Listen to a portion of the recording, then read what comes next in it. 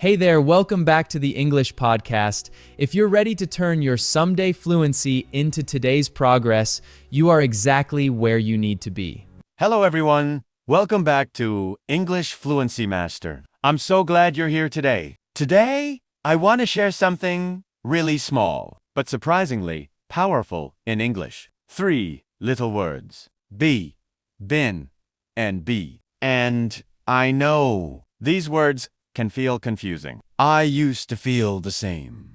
I remember sitting in a classroom and the teacher wrote be, been on the whiteboard. My brain just stopped. I thought, how am I ever going to learn this? I would avoid using been completely. I'd say I am go instead of I've been going. It was messy, but messy is okay. Messy means you're trying. Every time I heard these words in a movie or a conversation, I thought, oh no, grammar, disaster. But here's the truth.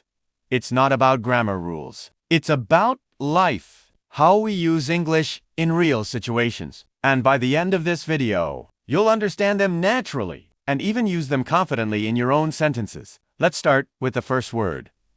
Be. Be is simple but powerful. It's a word about dreams, advice, and guidance. It doesn't lock you into the past, or present, or future. It's open!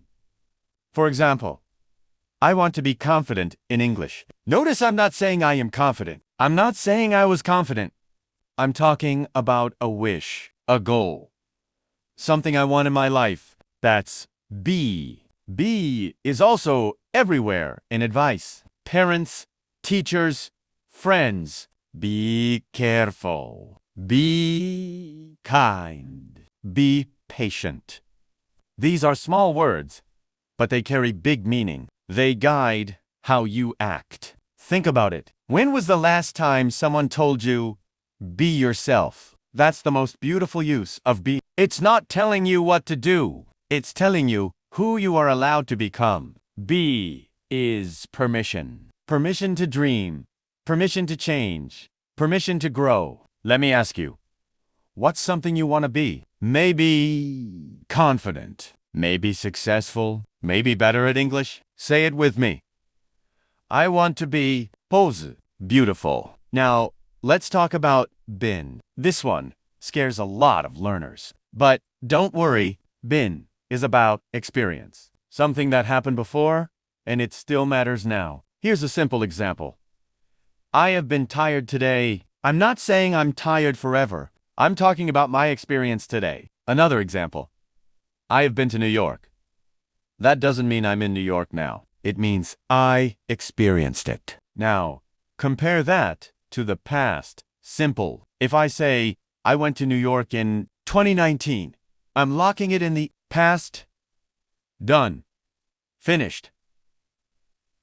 But if I say, I have been to New York, the door is still open. It's part of my story right now. That's the secret of been. It's not just the past. It's the past that still lives inside you. Important tip. Been never stands alone. You always need have or has. We don't say, I am been tired. We say, I have been tired. Think about your own journey learning English. You could say, I have been practicing every night.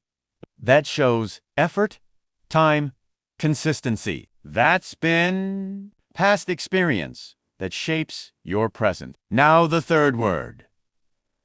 Being. This one is very human. Being talks about what's happening right now or temporary behavior. For example, I'm being honest with you. That means right now, in this moment, I'm honest. Another example. The child is being very quiet today. That doesn't mean the child is always quiet. It's just today. This moment. Imagine you're at work. Your boss walks in and says, you are very quiet today. That might sound like a complaint, right? Like you're not participating enough. But if they say, you are being very quiet today, it sounds different. It sounds like they care. Is everything okay? Do you need help? See the difference? Being protects the relationship. It says, I'm talking about this moment. not your whole personality. Or imagine a friend says, "You're being very quiet today. Is everything okay?" That shows change. It's temporary, and it softens the sentence. Compare it with, "You are quiet." That sounds permanent, like a complaint. Being is emotional. It's flexible. It's human. Let me show you how these three words work together in real life. Imagine someone learning English. I want to be fluent one day. That's a dream. B. I have been practicing every night. That's effort. Been. I'm being more confident when I speak now. That's change in behavior. Being same person, same journey. Three small words. But each one carries a different feeling, a different time. When you understand them this way, they stop feeling scary. They become tools you can use naturally. Many learners make small mistakes. That's okay. For example, some say, "I am been tired." Correction. I have been tired. Some say, "I being happy today." Correction.